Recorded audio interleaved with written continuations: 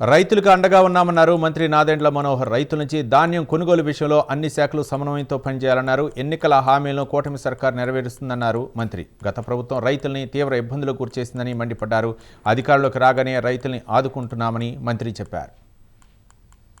రైతు కుటుంబాలకి ప్రత్యేకంగా మా కూటమి ప్రభుత్వం ఒక సంతోషాన్ని నింపే విధంగా, కష్టపడిన రైతుకి మనస్ఫూర్తిగా ఆనందం నింపే విధంగా ఎన్నికల ముందు మేము చేసిన వాగ్దానాలు నిలబెట్టుకోవడానికి కోసం అహర్నిశలు కృషి చేయడమే కాకుండా ప్రభుత్వంలో ఉన్న వ్యవస్థని బలోపేతం చేసి రైతు సోదరుల కోసం, రైతాంగం కోసం, ఈ వ్యవస్థ నిర్మాణం కోసం పూర్తి స్థాయిలో మా పౌర సరఫరా శాఖ నుంచి రాష్ట్ర ప్రభుత్వంలో ఉన్న రెవెన్యూ శాఖ, అదేవిధంగా క్షేత్రస్థాయిలో ఉన్న వ్యవసాయ శాఖ, 3 శాఖలు కూడా అద్భుతంగా పనిచేసి గౌరవ ముఖ్యమంత్రి గారు చంద్రబాబు నాయుడు గారి ఆధ్వర్యంలో రాష్ట్రంలో ధాన్యం కొనుగోలు ప్రక్రియ ఈ ఖరీఫ్ మాసంలో చాలా అద్భుతంగా చేసుకోగలిగాం.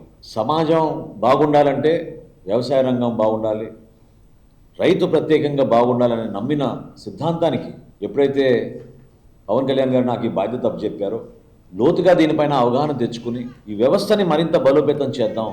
కేంద్ర ప్రభుత్వం మనకి సహాయం అందిస్తున్నప్పుడు నరేంద్ర మోడీ గారి నాయకత్వంలో ఖచ్చితంగా మన రాష్ట్రంలో ఉన్న రైతాంగాన్ని కాపాడాలనే ఉద్దేశంతో అనేక సంస్కరణలు తీసుకొచ్చాం. మీరు వెచ్చించింది 63 లక్షలు. ఈ రోజుకి తెనాలి నియోజకవర్గంలో 51,76,00,000 రూపాయలు ధాన్యం కొనుగోలు చేశాం. ఇంకా ఉంది.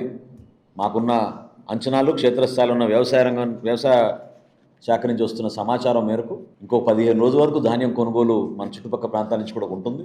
ప్రజలందరికీ సంక్రాంతి శుభాకాంక్షలు తెలుపుకుంటూ ప్రతి కుటుంబంలో ఆదర్శవంతంగా నిలబడుతున్న మా కుటుంబ ఈ ప్రభుత్వం సంక్షేమం విషయంలో కానివ్వండి, అభివృద్ధి విషయంలో కానివ్వండి, ఎక్కడ కూడా రాజీ పడకుండా ఇన్ని ఆర్థిక ఇబ్బందుల్ని దాటుకుంటూ ప్రజల కోసమే మా పరిపాలన ఒక అద్భుతమైన అంకిత భావంతో పనిచేసుకుంటూ ముందుకెళ్తాం తప్ప వాళ్ళు చేస్తున్న విమర్శల కోసమో, వాళ్ళు ప్రజల్లో తీసుకొస్తున్న ఒక చెడు వాతావరణం కోసం మాత్రం మా ప్రభుత్వం స్పందించాల్సిన అవసరం ఉండదు.